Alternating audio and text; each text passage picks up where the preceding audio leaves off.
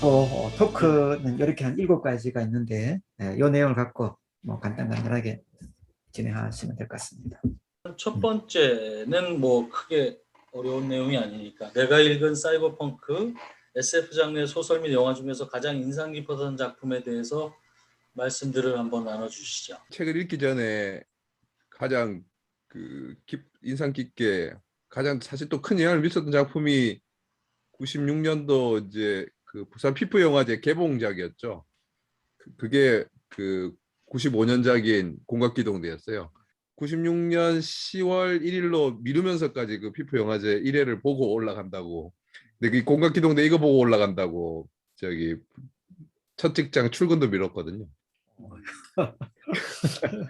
그래서 공각기동대를 봤는데 보고 와, 이 뭐지? 했던 거 하고 나서 도대체 이해가 안 돼가지고 지금 구자영 대표님 안 보셨다고 그랬지만 매트릭스는 보면 그냥 공각기동대에 비하면은 굉장히 피상적이다라고 생각할 수 있죠. 매트릭스도 굉장히 크게 이제 시각적으로 영향을 줬는데 철학적으로 이 사이버펑크에 대해서 가장 크게 영향을 준 게 이제 공각기동대였는데 공각기동대 이번에 이제 2017년 스칼렛 요한슨 나온 영화는 그건 사실은 뭐 그 공각기동대 오리지널판에 100만 분의 1도 안 되는 작품이고 공각기동대가 가지고 있는 가치관이 너무 충격적이어가지고 그 장면에 그 오마주 했던 거. 근데 이게 보니까 이 뉴로맨서에 엄청난 영향을 받은 작품이더라고요. 그러니까 저는 그 공각기동대를 보면서 오시마무로가 어떻게 저렇게 저기 철학을 담은 걸 적을 수 있지 했는데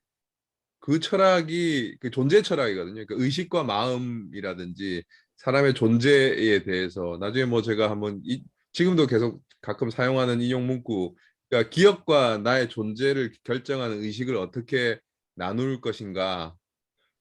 그 데카르트가 이야기했듯이 뭐 생각하니까 고루 존재한다라고 할 때 기억은 그 존재나 의식을 담지 못한다 이런 철학들 담겨 있고 그다음에 여기서 뉴로맨서에서 나중에 이제 두 개의 AI 그러니까 결합하는 것도 사실 공간기동대에서 나와요.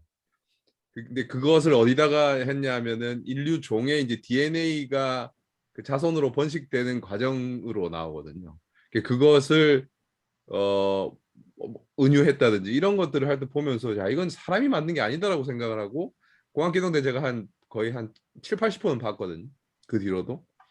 그래서 가장 뭐 인상 깊고 당연히 뭐 오쇼스키는 공각기동대로부터 또 영향을 받아가지고 매트릭스를 만들게 됐는데 그 저는 매트릭스를 봤을 때 사이버펑크라고 하는 단어를 그냥 장르적인 사이버펑크다 해서 그냥 피상적으로 이해를 했는데 그 사이버펑크가 뭐였는지 그 왜 사이버와 그 60년대의 그 저항의 이야기를 하던 그 펑크가 같이 합해졌는지 이런 것들을 생각해 볼 수 있었어요. 그러니까 이게 시대가 변해가서 새로운 기술이 도입될 때 그걸 온전히 받아들인 사람이 있고 그것을 이제 통제로 느껴서 그것을 저항으로 풀어내는 사람들이 있는데 그것이 이제 극단적으로 가면 이런 아포칼립스라든지 이제 다크 월드에서 어떤 저항으로 이루어지는 그래서 주로 나오는 것이 이제 주인공들은 주로 해커 그 시스템을 붕괴하는 자 뭐 매트릭스의 니오 이런 데 다 해커잖아요. 그런 것들이 다 여기서 저항의 문화와 사이버 문화가 만난 것으로 되는구나 해서 요번에 사실은 지금 다 읽지 못했어요. 저도 이걸 다 시각적으로 접하는 정보들에 익숙하다 보니까 이걸 글로 이 사이버펑크 작품을 읽는다는 게 진짜 어렵더라고요. 저도 진짜 사실 굉장히 정도 가는 스타일인데 읽으면서 도저히 이게 진도가 안 나가요.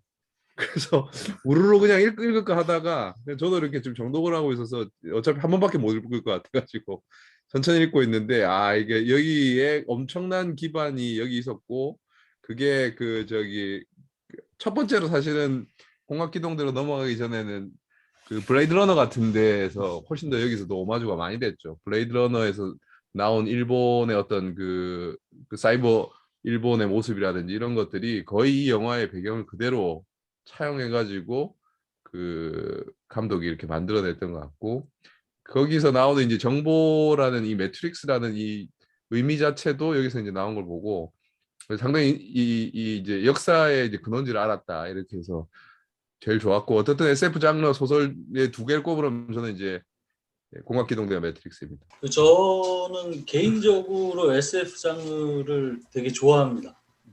그래서 우리 전 이사님 얘기했던 것처럼 공각기동대를 비롯해서 매트릭스 1, 2, 3도 다 봤고요. SF 장르를 주로 찾아보는데 가치관이나 세계관이라는 입장에서 제가 이 SF를 좋아하게 되는 이유가 심리학이나 현대물리학은 동양사상의 이해가 없으면 진도를 나가지를 못하거든요.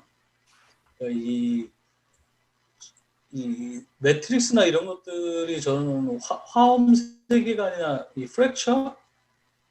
프랙탈 구조 이런 것들의 세계관이 좀 반영된 것이 아닌가라는 생각이 들고 그러한 동양적인 접근 자체가 기존 서구 사회에 있어서는 대항적인 모습일 수밖에 없으니까 주인공들의 성향들이 그렇게 나오거나 혹은 디스토피아의 소재로 배경으로 깔리는 게 아닌가 그런 생각을 가지면서 SF 장르를 좋아하죠. 그리고 뭐라 그래야 되나 가장 인상 깊었던 작품이라고 하나만 딱 찍어서 얘기하기는 어려운 것 같아요. 그러니까 뭐랄까 장님들이 코끼리를 만져가듯이 이 동양에서 추상적으로 묘사해 놓은 것을 한 조각 한 조각 좀 찾아가는 것이 아닌가 그런 느낌이 많이 들고 이 평행우주에 대해서 저는 되게 긍정적으로 많이 생각을 하고 평행우주가 아니면 지금의 나를 설명할 수 없다라고 하는 물리학적 결론에 대해서도 상당히 매력적으로 생각해 가는데 그런 것의 한 조각조각들을 지금 우리가 이제 인간의 상상력이 메워가는 작업을 하고 있는 것이 아닌가 싶어서 SF 작품들 앞든 뭐 저도 넷플릭스 앞에 앉았을 때 눈에 띄면 좀 찾아서 보려고 하는 편입니다. 이상입니다. 앞쪽에 그 아바타 이야기를 잠깐 했는데요. 이렇게 좀 배경도 좀 밝고 그 결말도 좀 이렇게 좀 아름답게 끝나고 좀 이렇게 좀 그 유토피아적인 이제 그런 SF가 되면 참 좋겠는데 아마 거의 한 8, 90%가 다 좀 디스토피아적인 이제 그런 내용이어서 그리고 이 세계관에 대한 이해가 저는 잘 안 돼요. 예를 들면 지금 그 마블 영화들 이제 우리 애들 때문에 의견이 보기 시작해서 그래도 마블 영화는 어쨌든 이렇게 견눈질 하면서도 대충 봤는데 그 세계관 이해가 잘 안 돼요. 그냥 액션만 이제 열심히 들여다보는 뭐 그런 정도고. 그래서 이게 요즘은 이제 이런 그 세계관 중심으로 움직이는 소설이든 영화든 이런 게 많이 있는 것 같아요. 그래서 그 세계관을 이해하지 못하면은 이제 그 어떤 의미를 제대로 캐치하지 못하는 이런 세계가 아닌가 이런 생각을 이 책을 읽으면서도 SF 특히 지금 이런 사이버펑크 쪽은 전혀 이제 관심을 안 뒀던 영역이어가지고 진도가 안 났던 이유가 이제 그런 데 있다 이런 생각이 좀 들었습니다. 네, 뭐 자연스럽게 그러면 이제 두 번째 논제로 이어질 것 같은데요. 저도 간혹 던지는 페북에서 포스팅할 때도 간혹 던지죠. 왜 SF는 인류의 미래를 어둡게만 그리는가라고 하는 질문에 대답해 보려고 하는 시도들도 몇 번 해본 적이 있습니다만 디스토피아 세계관이 그런 의미를 담고 있는 질문이신 거죠? 그렇죠. 네. 저는 이걸 봤을 때 뭐 여기서 그렇게 깊이 생각은 안 해봤는데 깊이 생각 안 해보고 제가 좋아하는 영화를 보면 다 디스토피아 세계관이에요. 그러니까 약간 덕후들이 좋아하는 세계관은 디스토피아, 유토피아는 좀 진부하다라는 이런 문학이나 이런 창작을 좋아하는 사람들한테 있는 것 같아요. 뻔한 이야기 뭘 또 거기 가서 또 듣냐 뭐 이런 게 있을 것 같고 두 번째는 어떤 우리가 모르는 세계 미지에 대한 공포 이런 것들을 어떤 흥미를 불러일으키는 소재. 그러니까 대표적으로 제가 제일 좋아하는 SF 감독이 이제 리들리 스컷이고 이걸 이제 흥행으로 좋아하는 감독은 제임스 카메론인데 제임스 카메론의 뭐 터미네이터라든지 아바타라든지 뭐 에이리언 2 같은 경우는 이런 미지의 공포들을 약간 그 대중적으로 그러니까 더 많은 사람들이 흡입할 수 있도록 장르를 디스토피아보다는 이제 해피엔딩 쪽으로 항상 좀 결과를 가져가는 스타일이라서 대중화된 감독이고 리들리 스콧은 이 사람은 정말 엄청난 천재죠. 사실 그 아까 블레이드 러너도 그렇지만 이 세계관을 만드는 약간 디스토피아 세계관을 많이 만드는데 요래 때문에 이제 더 대중성은 제임스 카메론이 있어도 인정이나 덕들은 다 이제 리들리 스콧을 더 쳐주는 것 같아요. 그래서 저도 보면은 저도 제임스 카메론을 워낙에 좋아하고 제임스 카메론 감독의 팬이기도 한데 세계관적인 측면에서 제임스 카메론은 그냥 즐길 수 있는 영화 정도지 디스토피아 세계관을 만드는 리들리 스콧이 예를 들어서 에이리언 같은 경우는 에이리언 1의 세계관이 이제 에이리언 2 세계관의 제임스 카메론으로 바뀌는 게 이게 어떻게 바뀌는지를 가장 극명하게 보여주는 거예요.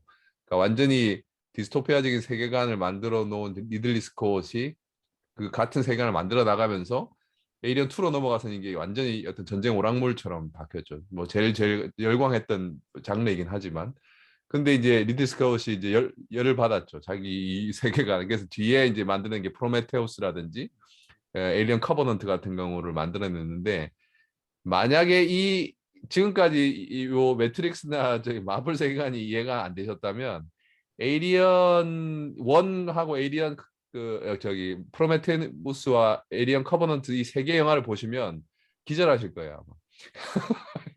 이게 이 디스토피아의 끝판왕이거든요. 그러니까 특히 이제 그 전 세계적으로 확대된 그래서 뭐 말씀이 길었습니다만 아무튼 제가 좋아하는 것은 디스토피아고 디스토피아 세계관에서 사람들이 두려워하는 것은 공포고 이런 기술적인 어떤 공포가 두 가지인 것 같아요. 하나는 통제에 대한 공포, 하나는 어떤 AI나 우리가 이제 컨트롤하지 못하는 어떤 그런 미지의 힘, 통제가 불가능한 어떤 힘에 대해서 위협받는 인류, 뭐 이런 것들이 조금 극단을 흘렀을 때 그래도 잘 될 거야 이러면 이제 뭐 비즈니스에서 유주얼이니까 이게 극단적으로 잘못됐을 때 도대체 어떤 일이 날까 이렇게 막 상상의 나래를 펴게 되니까 자연스럽게 디스토피아적 세계관으로 많이 흘러간 게 아닌가라는 생각이 듭니다. 확실히 그 전인선님처럼 얘기할 때 사람 이름이나 배우 이름이 딱딱 나와주면 되게 멋있어요, 그죠? 제가 영화 칼럼을 한 두세 권 정도로 적을 분량을 적고 다 날려본 적이 있어서 예. 역시 저는 되게 책을 많이 읽지만 이 저자나 뭐 출판사 이름 등장인물 거의 못 외워가지고 영화 칼럼에서는 그거 완전히 인용해 줘야 돼. 예.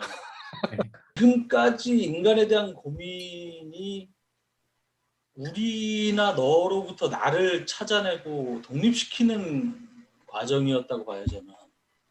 나를 찾거나 나를 독립시키는 과정, 그것이 이제 자유라고 하는 개념하고 맞물려 와서 과거의 작품들이나 이 서구 중심의 철학의 저작물들의 결과를 보면 결국은 어떤 통제 속에서 나를 해방시키거나 자유롭게 만드는 것과 관련된 것에 대한 갈구, 결핍, 뭐 이런 것들로부터 전제되어서 스토리가 전개돼서 그것을 뭐 달성하거나 뭐 이런 이야기들일 텐데 오늘날에 우리는 인간이 추구할 수 있는 한 궁극의 단계까지 자기 자신을 분리시켜냈고 가장 역사상 자유로운 인간이라고 하는 단계에 와 있는 것 같아요.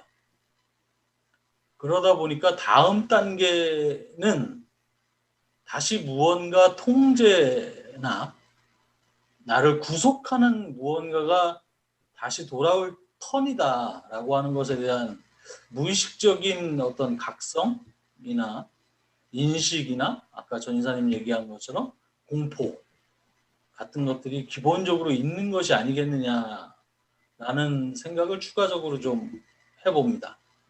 나머지 것들은 뒤에 또 연결이 되니까 그때 가서 다시 주제도 자연스럽게 우리 논의의 흐름에 이제 올라탄 것 같은데 그런 무언가 미지에 대한 공포, 그 공포의 근본적인 파워, 힘이 이제 무엇으로부터 오느냐, 혹은 누군가가 그 힘을 발휘하느냐라는 측면에서 봤을 때, 뭐 1984 같은 류의 것들이 이제 국가라고 하는 빅브라더를 상정을 한 거고요.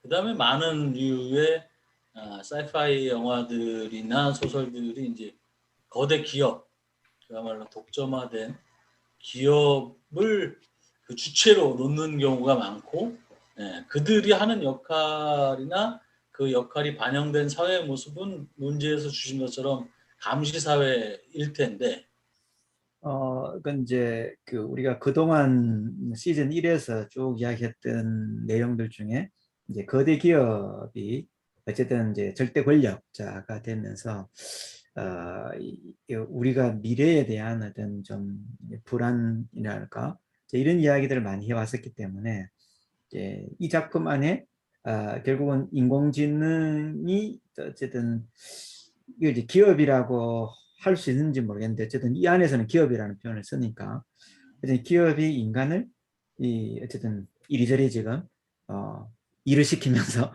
본인이 뭔가 성취하려고 하는 것을 하는 이제 그런 거. 근데 국가도 사실 이런 걸 하고 있잖아요. 앞으로 우리 사회가 그렇게 되면 어떻게 될까? 그럼 반대로 여기 지금 네오 같은 그 매트릭스의 그런 경우가 이 국가기관이 아닌 어쨌든 민간인이 어쨌든 여기 대항해서 이 뭔가 새로운 뭔가를 만들어 가려고 하는 그런 거 아닌가. 그런 차원에서 이제 어쨌든 이 거대 기업 혹은 뭐 국가의 어떤 감시 이런 부분에 대해서 조금 의견을 서로 논의해 보는 것도 좋지 않을까. 저는 이제 제가 먼저 일단은 이야기를 꺼내면은 이 코로나19가 진행이 되면서 이 감시 사회를 견뎌내는 어떤 국가나 민족하고 못 견디는 국가와 민족하고 확 갈린다는 느낌이 딱 들었어요. 전자에 대해서는 대한민국이 대표적인 것 같고 거의 99% 따라주는 입장이고, 네, 미국 사회나 유럽 같은 경우는 절대 저항하는 그런 사회, 개인주의가 더 우선한다. 네, 이런 게 아닌가 하는 생각이 드는데, 저는 사실 이것도 이제 영화적인 어떤 상상력에서 본다 그러면 영화는 주어진 어떤 그런 시간 속에서 이 갈등이 이렇게 계속 또는 이제 그 배경적으로 이렇게 만들어져 있던 것이 해소되는 것으로 그 짧은 시간 안에 사람들이 이제 그 스토리를 따라가면서 약간 카타르시스를 느끼도록 하는 어떤 장르적 특성 때문에 이 갈등의 구조가 굉장히 명확해야 되는데 거기에 이제 내세우기 쉬운 게 거대 권력이라든지 거대 기업의 통제, 그다음에 그 주인공이 그것을 이제 싸워 나가고 이겨 나가고 하면서 자아의 정체성을 찾아 나가서 매트릭스에서도 이야기하듯이 나는 니오다라고 하는 그런 그 한 줄 있지 않습니까? 자기가 자기 이름을 부르는 그 단계로 성장해 나가면서 그 권력을 깨부수는 데서 사람들이 카타르시를 느끼게 해주는 것 때문에 가장 내세우기 쉬운 뭐 어떤 복수 장르가 아니라면은 이런 이 사이파이에서는 고대 권력 또는 기업 또는 기업이 만드는 통제 불가능한 어떤 그런 힘 이런 것들이 터미네이터 같은 경우에는 사이버다인이라고 하는 그런 그 회사에서 만들어낸 그 거기서는 뭐 이름이 뭐였죠? 그 사이버다인에서 만들어낸 그 하여튼 로봇들이 만들어낸 그 통제 구조. 매트릭스에서도 이제 그 어떤 기계들이 만들어내는 통제 구조. 그런 것들이 이런 그 배경을 주는 좀 좋은 소재가 이제 되지 않을까라고 한 거고요. 그리고 되게 재미있게 한번 이런 거에서 계속 저도 이제 생각에 빠져가지고 옛날에 90년대 후반, 2000년 초반에 막 저도 이 장르적 상상력에 빠져서 헤어나지 못할 때가 있었는데 매트릭스에서 가장 이 친구들이 대단하다라고 느꼈던 건 여기 그 뉴로맨서에서는 그 개념까지는 안 나온 것 같은데 매트릭스에서 네오가 찾아가서 이제 이 인간의 이제 사이온에 있던 인간들이 멸종당하는 것을 막으려고 갔을 때 너희 벌써 이제 5번째라고 이야기하잖아요. 그게 이제 우리 인류 역사의 어떤 그런 맞이했던 여러 가지 종말들을 이렇게 비유한 거다라는 이야기도 있고 그 다음에 그런 권력과 싸움으로써 그걸 해소되는 것을 이 삶의 어떤 동기부여로서 이미 그걸 넘어선 기계 컨트롤의 어떤 이 기계가 가지고 있는 그 생각 이런 것까지도 플롯에다 집어넣었다는 게 엄청나게 대단했던 작품인 것 같아요. 그 뒤로는 뭐 이 정도의 세계관이 나오지는 않는 것 같아서 물론 이제 마블처럼 기존에 만화가 많이 만들어놨던 세계관을 이제 차용해가지고 하나로 엮어내가는 위빙하는 작업은 있어도 야 이게 한 사람의 머리에서 이 정도까지 나올 수가 있나 했던 건 매트릭스가 그 때문에 더 대단했던 것 같아요. 그래서 그 권력과 거기에 갈등, 그 갈등이 해소되는 것을 더 뒤에서 바라보면서 너희들이 갈등을 5번째 해결하고 있는 거야라고 하는 약간 부처님 손바닥 안에서 보고 있는 듯한 기계의 모습이 굉장히 경악을 금치 못하게 만들었던 것 같은데 뭐 조금 돌아가서 또 매트릭스에서 하나 더 한 거는 장자의 사상이 들어가 있잖아요. 그러니까 저기 호접지몽이 들어가 있지 않습니까?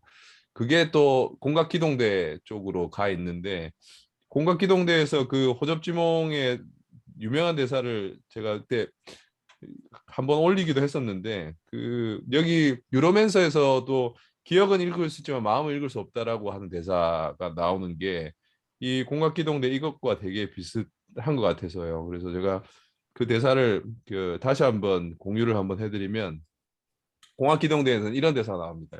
이게 굉장히 그 영화적인 촬영 기법으로 보면 영화에서 그런 장면 보셨는지 모르겠습니다. 앞에 주인공은 줌아웃 되고 뒷 배경은 줌인 되면서 약간 그 감독이 그 상황의 어떤 몰입과 반전을 꾀할 때 굉장히 많이 쓰는 촬영 기법이거든요. 줌으로 당기면서 카메라는 뒤로 빠지는 기법인데 이 기법이 나오면서 쿠사나기 지금 이 몰리를 오마주해서 만든 캐릭터죠. 그 쿠사나기 공각기동대 주인공이 자기가 가지고 있는 정체성의 혼란에 대해서 읊조리는 독백이거든요. 이게 뭐라고 나오냐면 인간이 인간이기 위한 부품이 적지 않은 것처럼 자신이 자신이기 위해서는 놀랄 만큼 많은 것들이 필요하다. 타인과 구별하기 위한 얼굴, 그리고 의식하지 않는 목소리, 눈 뜰 때 응시하는 손, 어릴 때 기억, 미래의 예감. 그것만이 아니고 내 전뇌가 액세스할 수 있는 방대한 정보와 네트워크의 넓이. 그것들 전부가 내 일부이고 나라는 의식 그 자체를 만들어내고 그리고 동시에 나를 어떤 한계로 제약한다. 사실 이 말을 처음에 영화에서 들었을 때 야, 좀 무슨 뭔 말이지? 그러니까 이걸 쉽게 이야기하면 내가 나라는 존재 의식을 하기 위해선 엄청나게 많은 것들이 필요하다는 거죠. 단순한 기억이 아니라 그 어릴 때 기억이나 내가 지금 가지고 있는 여러 가지 데이터들 여기 공각기동대에서 나오지만은 인간이 하드 드라이브에다가 정보를 옮겨서 저장할 때는 그 존재 자체에서 조금 더 많은 생각을 있었어야 된다는 말이 뭐냐면 만약에 기억이 존재를 결정한다 그러면 우리가 데이터를 우리 머릿속에 있는 데이터를 하드 데이터에다가 옮겨가지고 오면 이 하드 데이터는 생명체가 될 수 있는 거거든. 존재가 될 수 있는 건데. 근데 이제 크사나기는 자기가 이 하드디스크라는 쉘이죠, 쉘. 쉘 안에 들어가 있는 고스트를 넣어주면 이제 존재로 생명체로 드러나서 이제 그게 고스트 인 더 쉘, 공각기동대 이제 원제목이죠. 그런데 그것이 고스트가 아니다라는 거죠. 데이터는 고스트가 아니고 데이터는 데이터일 뿐. 이것이 하나의 인간으로 재정의되려 그러면 데이터에 기반해서 너무나 많은 나를 확장하고 제한하고 고민하게 하는 데카르트적인 존재에 대한 어떤 철학이 들어가야 비로소 고스트 인 더 쉘이 된다. 이런 이야기를 그 대사 하나로 한 거거든요. 그걸 보면서 그리고 이제 영화의 마지막에 나중에 그 공학기능도 어떻게 끝나는지 보시면 아시겠지만 영화 말고요. 이 인형사라고 하는 네트워크의 해커 프로그램에서 만들어져 가지고 의식이 생겨버려 있는 AI가 네트워크를 돌아다니다가 그것이 그 어떤 그 몸체 그 메가텍 버디사에 들어가 가지고 그 몸체에 들어가서 얘하고 쿠사나기라는 애하고가 두 개가 융합이 되면서 하나의 그 융합된 아기의 형태가 태어나거든요. 그 이게 이제 뉴로맨서에서 두 개의 AI가 합치는 결과인데 결국은 존재를 완성하기 위해서는 내가 가진 고스트 그러니까 쿠사나기의 몸과 그다음에 의식이 생겨버린 이 AI가 하나로 융합되는 것에서 끝나지 않고 이건 존재가 아닌데 여기서 결합되고 융합된 새로운 존재 형태 즉 사람이 아기를 놓듯이 DNA화 그러니까 물려주듯이 나아질 수 있는 존재가 나와야지 그게 비로소 존재다라고 이야기를 하거든요. 그러니까 이런 철학이 그 아까 존재를 결정할 때 아까 호전몽 이야기하다 그랬지만 지금 제가 그 카톡에도 보내드렸습니다만 메릴린치에서 지금 이 과학자들한테 물어봤어요. 그러니까 이 지금 살고 있는 우리의 세상이 이 현실일까 아니면 미래 후손이 만들어 놓은 가상 세계에서 우리가 지금 매트릭스처럼 살고 있을까를 물어봤을 때 20에서 50% 정도의 과학자가 지금 이건 가상 세계다라고 이야기를 했대요. 그러니까 그 말씀드린 거는 우리가 지금 내가 살고 있는 존재가 존재일까? 아까 형님 이야기했던 프랙탈 우주론 같은 데서 굉장히 이상하게 맞아떨어지는 거 있잖아요. 지구와 태양과의 거리가 400만, 그 달과의 거리가 400만 배인데 그것과 정확하게 일치해서 일식이 생긴다든지 이거는 누군가 만들어 놓지 않은 세계라면 이게 이렇게 될 수가 없다라는 거거든요. 그래서 그것들 다 고려해 봤을 때 지금 이건 우리는 매트릭스 안에 살고 있고 그 매트릭스 안에 살고 있는 것이 지금 우리가 조금씩 알아가는 것이 이런 SF나 사이파이를 통해서이다라고 이야기를 하는 거예요. 그러니까 이게 제가 이 말씀이 계속 길어진 건 90년대 이 영화들을 보면서 제가 한동안 빠져서 이 존재 자체에 고민했던 부분들이 금방 말씀드린 내용에 지금 막 다 들어있어요.